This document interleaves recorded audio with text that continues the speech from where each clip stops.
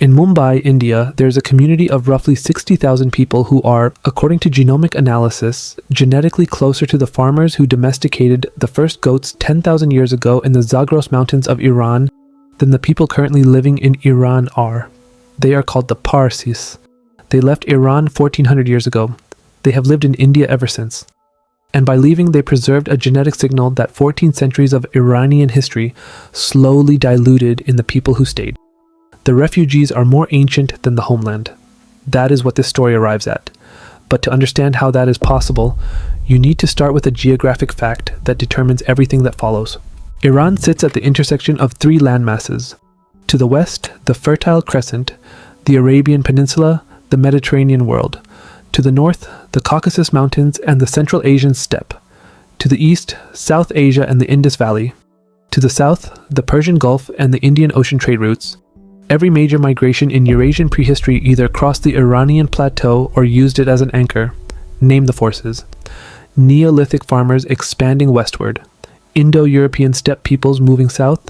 Arab armies driving northeast. Turkic nomads cascading west from Central Asia. Mongol armies flooding the interior of Asia. The Silk Road threading through Iranian cities for centuries. If you drew every human migration of the last 10,000 years onto a single map, Iran would have more lines crossing it than almost anywhere else on Earth. By every historical expectation, the Iranian genome should be the most mixed on the planet. But here is what the map does not show. The Zagros Mountains run along Iran's western edge. The Alborz Range seals the north. Between them lies the vast central plateau, flanked by two of the most inhospitable deserts on Earth, the Dasht-e-Kavir and the Dasht-e-Lut, nearly empty of human settlement. Impassable without supply lines, no ancient army reliably carried. Conquest requires armies. Genetic replacement requires populations. The 2019 PLOS genetic study of 1,021 Iranians across 11 ethnic groups, the first comprehensive genome-wide characterization of the Iranian population, found that 7 groups including Persians, Kurds, Arabs, Azeris, Gilaks, Lurs, and Mazandaranis form a single genetic entity, the Central Iranian Cluster, largely autochthonous development over at least 5,000 years. Despite the crossroads that should have produced the most mixed population on Earth produced instead one of the most genetically continuous.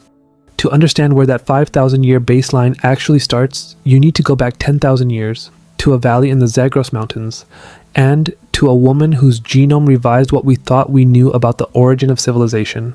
There's a site in the Zagros Mountains of western Iran called Ganj Dareh. In Persian, it means treasure valley.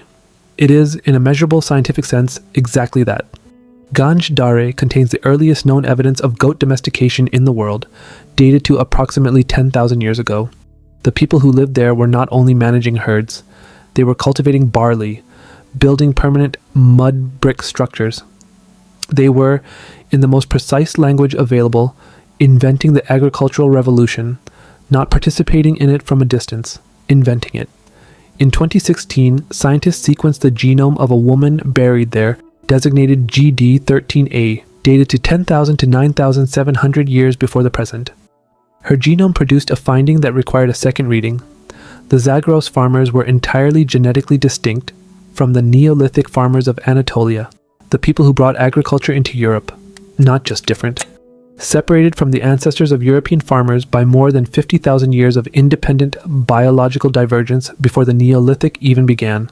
2 completely independent branches of humanity, inventing agriculture simultaneously, 300 miles apart, without any meaningful genetic connection to each other. I have read a lot of genetics papers for this channel. That number, 50,000 years of separation before either group started farming, is the one that made me stop. That is not a measurement of cultural difference. That is a measurement of divergence that predates every civilization either group would eventually build. The ice ages came and went between their separation and their parallel arrival at the same solution, and they both, independently, ended up farming. Europe got its agricultural revolution from Anatolia. Asia got its agricultural revolution from Zagros. They were not the same people. Iran was not at the edge of that story. It was a parallel center of it. The Zagros farmers did not become Europeans. They moved east. The genome of GD13A shows the strongest affinity among living populations to people from Pakistan and Afghanistan, and, most notably, to Iranian Zoroastrians, a small religious community still living in Yazd and Kerman today. That thread will matter before this video ends.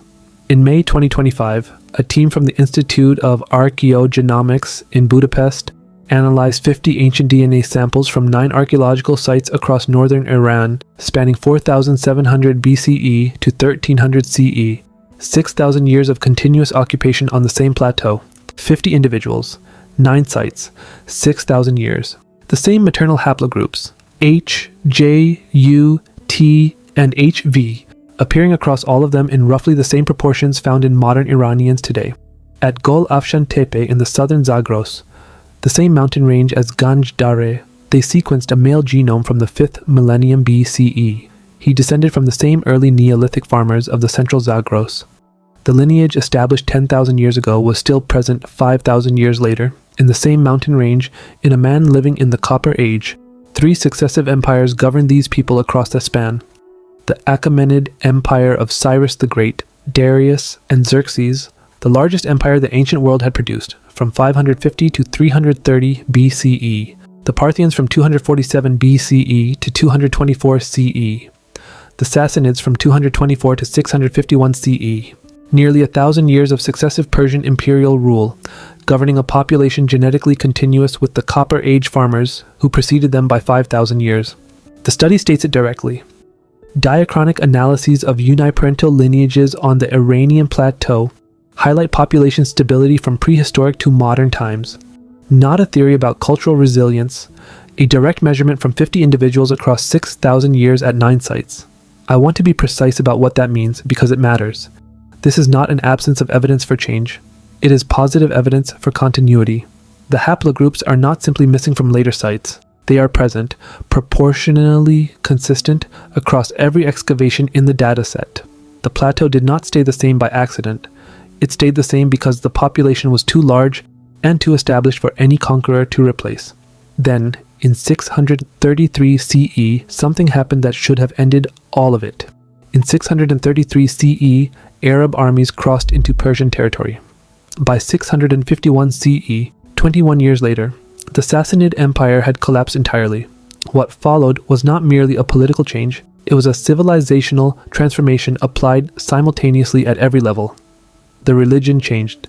Zoroastrianism, state religion of 3 successive Persian empires for over 1,000 years, was replaced by Islam. By 900 CE, roughly 80% of the Iranian population had converted. The script changed. The ancient Pahlavi alphabet was replaced by an Arabic-derived writing system. The official language changed. Arabic became the language of scholarship, government, and religion for centuries. Persian survived as a spoken tongue and re-emerged in literary form in the 9th century, heavily reshaped by Arabic vocabulary. Vocabulary still present in every Persian sentence spoken today.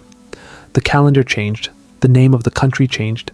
The 2019 PLOS genetic study found that Iranian Arabs, the ethnic group with the most direct genetic connection to Arab migration into Iran, cluster inside the Central Iranian cluster, genetically more similar to Persian-speaking Iranians than to Arabs from Saudi Arabia, Iraq, Yemen, or the Levant. The Arab conquest is almost invisible in the Iranian genome. That is the part of this story I find hardest to hold in my head. The scale of what changed, religion, script, language, calendar, name, and then the genome sitting underneath all of it, almost untouched. Culture outlasted DNA, but in reverse. The conqueror's culture survived in Iran's language and religion and architecture. Their genome did not survive in Iran's people. The mechanism is what researchers call language adoption without demic replacement. The Arabic language was imposed through institutions and power, but the population adopting it vastly outnumbered the population imposing it. The genome of millions absorbed the institutions of thousands, not the other way around. The Arabic words are in every Persian sentence. The Arab genome is barely in the Iranian cell. And the Arab conquest is only one layer of this, because the same pattern holds across every language group in the country. Iranian Azeris speak Turkish. Iranian Arabs speak Arabic. The Qashqai speak Turkish. Persians speak Persian. Put all 4 groups into a genome-wide genetic study and they cluster in the same place. Same DNA. 4 different languages. 3 unrelated language families. The statistics here are striking. But what genuinely got me was one specific result. Iranian Azeris speak Turkish. Their closest genetic neighbors are Kurds, who speak an entirely different Indo-European language, not Turkish-speaking populations in Turkey, not in Azerbaijan. Kurds, language and genome are not measuring the same history.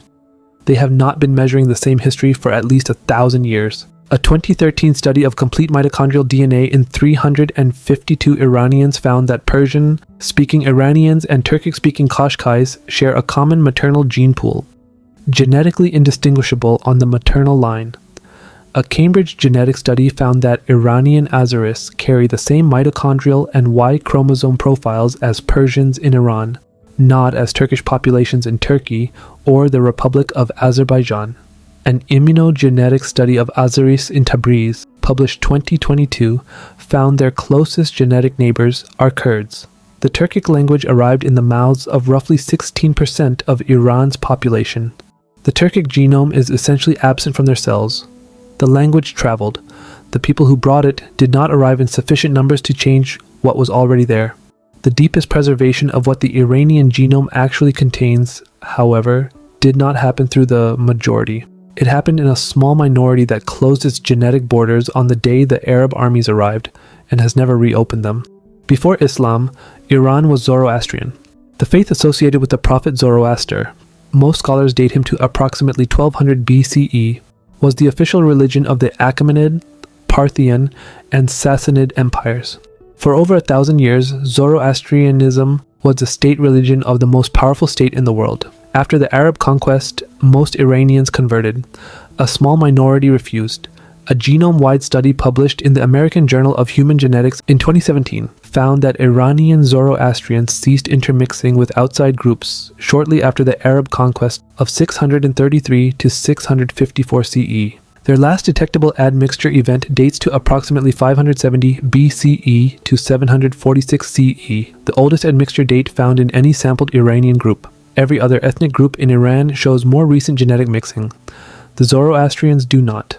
The roughly 30,000 Zoroastrians living in Yazd and Kerman today carry a genome that has not meaningfully mixed with outside populations for approximately 1,400 years. They are a living genetic photograph of pre-Islamic Persia. The conquest replaced the religion of the majority. It preserved, in the minority, the genome of the world it replaced. And now the Parsis, now the refugees, now the answer to what this video opened with. Sometime between the 7th and 10th centuries CE, a group of Persian Zoroastrians sailed from the Iranian coast to the western shore of India. They landed in Gujarat. According to the legend recorded in the Qissa-e-Sanjan, the local ruler sent the refugees a glass of milk filled to the brim, a signal that his kingdom was full. The Zoroastrian leader added sugar to the milk without spilling it. The meaning? We will dissolve into your society without displacing anyone, like sugar and milk. A study published in Genome Biology in 2017, titled exactly that, reconstructed the genetic history of the Parsi population. Its finding is what this video opened with. The Parsis are genetically closer to Neolithic Iranians than modern Iranians are.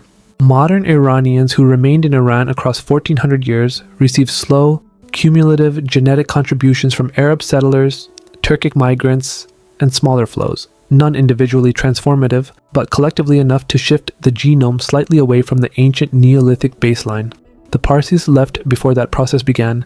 Strict endogamy, marrying within the community, preserved in Mumbai and Gujarat the genetic composition of the Iran that existed before the conquest.